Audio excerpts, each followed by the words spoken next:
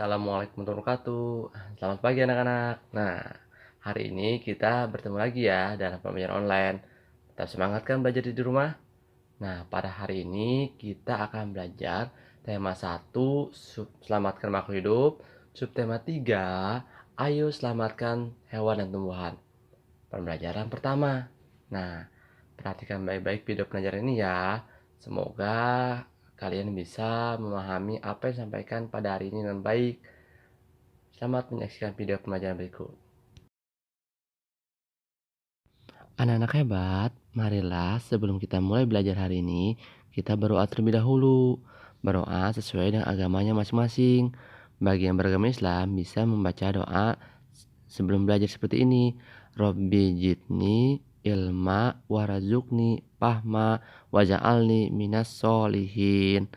Nah, bagi yang beragama lain silakan menyesuaikan. Tujuan pembelajaran kita hari ini, 1. Dengan mengamati gambar dan teks bacaan, siswa mampu menyimpulkan informasi penting berdasarkan hasil pengamatan yang didengar dan dibaca. Yang kedua, dengan membaca bacaan, siswa mampu menemukan fakta-fakta kehidupan sosial budaya, ekonomi, dan politik negara-negara kawasan Asia Tenggara. Yang ketiga, siswa mampu memberikan contoh melestarikan tumbuhan dengan cara menanam tanaman.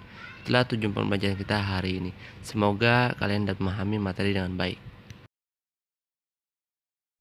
Anak-anak hebat, mari kita mulai pembelajaran hari ini ya. Nah, apakah ada yang kalian yang tahu harimau Sumatera, orangutan dari Kalimantan, atau badak berjuluk satu dari ujung kulon? Nah, hewan-hewan tersebut merupakan jenis hewan Indonesia yang dilindungi karena langka loh. Apa yang menyebabkan hewan tersebut langka ya? Yuk kita cari tahu. Mari kita perhatikan dua gambar berikut ini. Pada gambar pertama diberikan sebuah gambar hutan. Nah, hutan tempat tinggal semua makhluk hidup. Lalu tiba-tiba hutan tersebut menjadi daerah perkotaan yang penuh dengan gedung-gedung bertingkat. Kira-kira apa yang akan terjadi jika hutan tersebut menjadi perkotaan ya? Tentu akibatnya akan terjadi banjir, tanah longsor, dan hutan gundul. Lalu bagaimana nasib hewan yang ada di hutan ya jika hutan beralih fungsi? Ya, tentu saja bakal banyak hewan-hewan yang akan mati dan banyak juga hewan-hewan yang beralih tinggal di kota. Lalu apa ya pengaruhnya terhadap manusia jika seluruh pohon dan semua hutan di bumi ini habis? Ya, tentu hal ini akan mengakibatkan terjadinya polusi udara besar-besaran sehingga mengganggu ekosistem di bumi ini.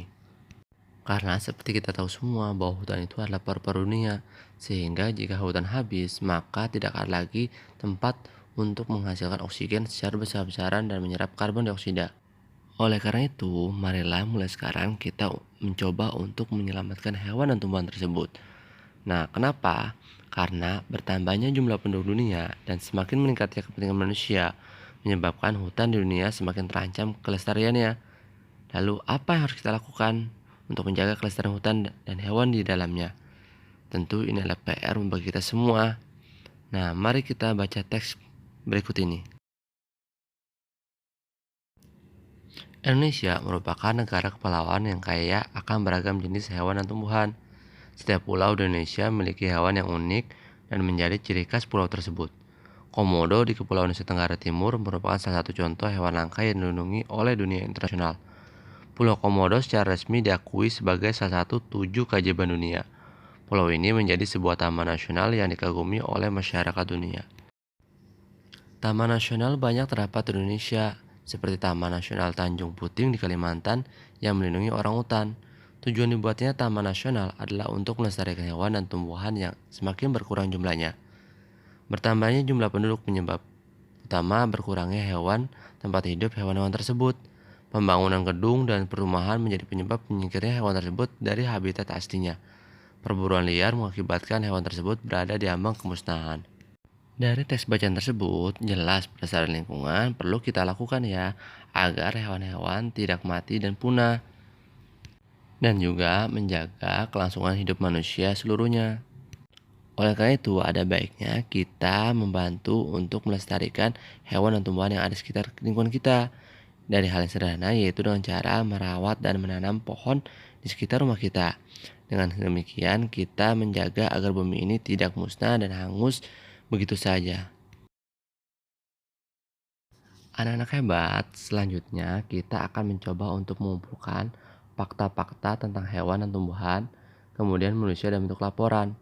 Adapun langkah-langkahnya ialah yang pertama, kita harus mencari ciri-ciri khusus dan habitat asli hewan atau tumbuhan tersebut, lalu mencari manfaat dari hewan dan tumbuhan tersebut.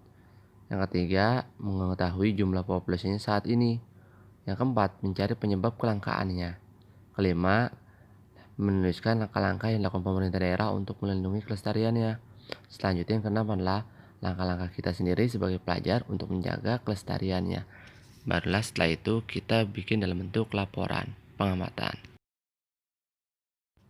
Anak-anak hebat, pada pertemuan sebelumnya kita juga sudah belajar tentang negara-negara di kawasan Asia Tenggara.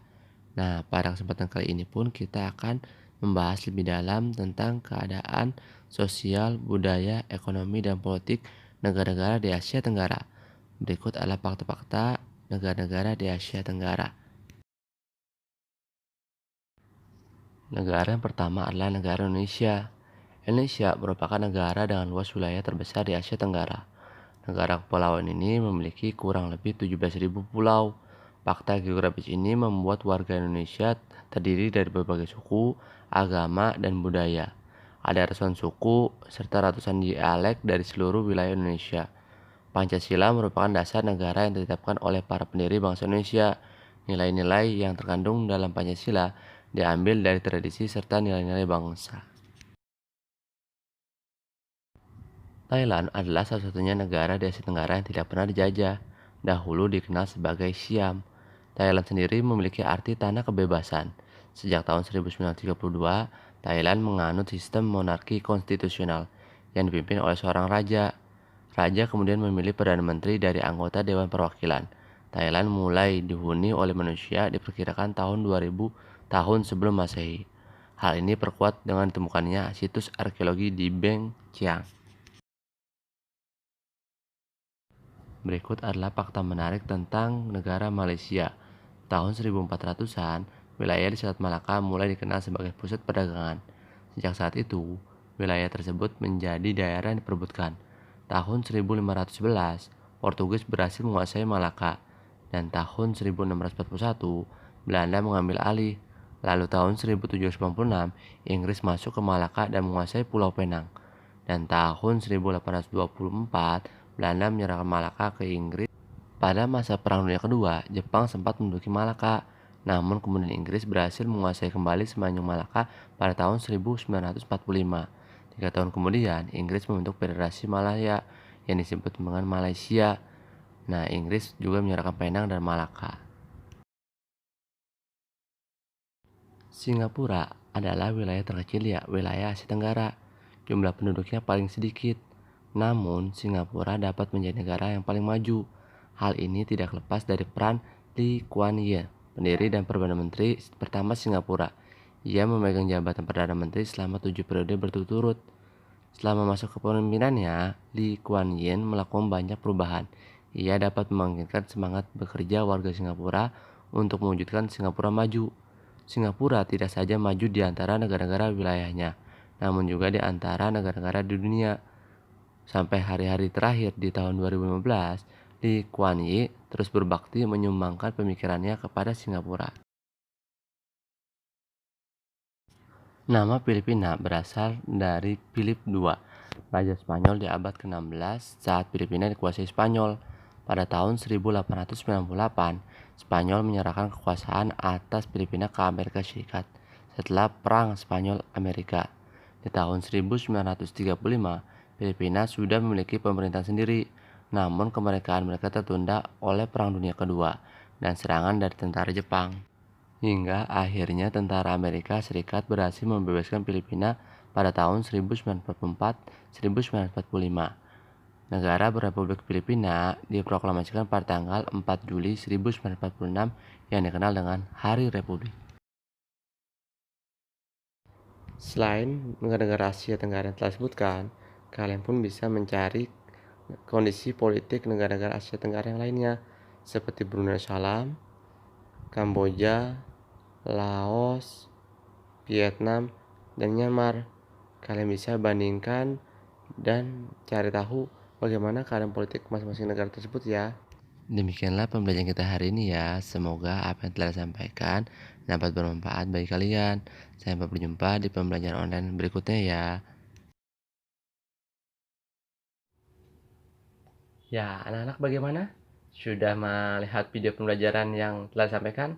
Semoga apa yang disampaikan dalam video pembelajaran tersebut dapat kalian pahami dengan baik ya. Nah, Bapak berpesan selalu jaga kesehatan diri kalian di rumah, memakai masker jika keluar rumah, dan jangan lupa juga cuci tangan jika memegang sesuatu. Nah, tetap semangat ya. Nah, sekian pelajaran hari ini. Bapak akhiri. Wassalamualaikum warahmatullahi wabarakatuh.